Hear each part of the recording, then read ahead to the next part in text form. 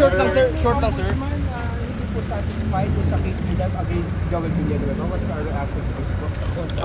We continue working together. Okay, whatever the lacking documents or lacking pieces of evidence, we continue what's available. Yeah? Sir, mag-submit kayo sir ulit ng mga documents, additional documents. We need to know. I cannot say lacking documents, no. Kung hindi satisfied, we make it satisfactory. Kasi at the end of the day, we want people accountable. Diba? We want those who have done this republic wrong to make them accountable. Babaguhin kayo sir sa mga steps niyo po na ginawa? Babaguhin kayo? Ganito yan eh. Ganito yung babaguhin, di ba? Pag may maling ginawa, dapat hindi mo na ulitin. Di ba? Pag yung tama, pwedeng ulitin. Sir, possible na hindi na po kasuhan si Senator Joel Villanueva?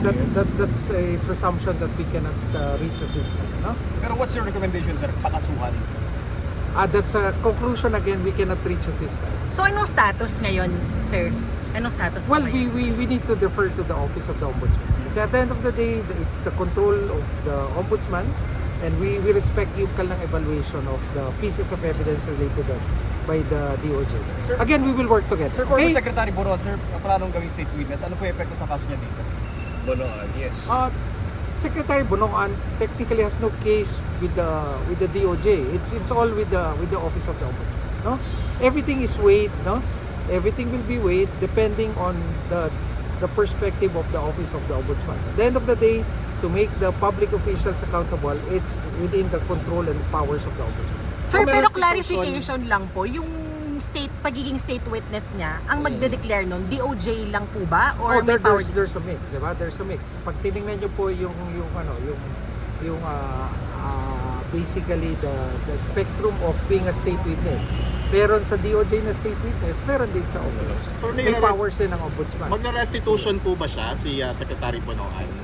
Magre-restitution? May babalik po I siyang pera? have no idea on that. I cannot comment. Dapat po ba gawin niya? I have no comment on that. No? Sige, thank you. Sir, thank you, We'll sir. prepare for more press briefing, more information. We're preparing something also on other issues. No? Yes, Again, thank please, you sir. muna. Yes, sir. Thank you. Para updates lang. I'll check with my team. Ha? Alright, thank you, sir. Kasi ang Sige po. kailangan namin something, alam nyo naman, di ba, ang policy natin is not to add to the chaos, di ba? Yes. But basically to guide the public with the proper facts, with the right facts, di ba? Para hindi mamimislead ang public. Again, thank you sa inyo, ha? Sir, Thank sorry, you. isang Relay mabilis ito na lang po yung rally sa INC. Naalala ko lang yung mga, yung ongoing protests ngayon. Naalala ko lang yung DOJ nag-deploy ng mga personnel po ninyo ng mga previous protests po sakaling may arrests. Ngayon po ba anong action po ninyo? No, the DOJ will always be handa and ready, 'di ba? We have our mandate, 'di ba? Pag meron nag-violate ng batas, nandiyan ang law enforcement agencies natin, nandiyan ang mga piskal natin para gampanan yung tungkulin. Okay, maraming salamat. Thank you, sir.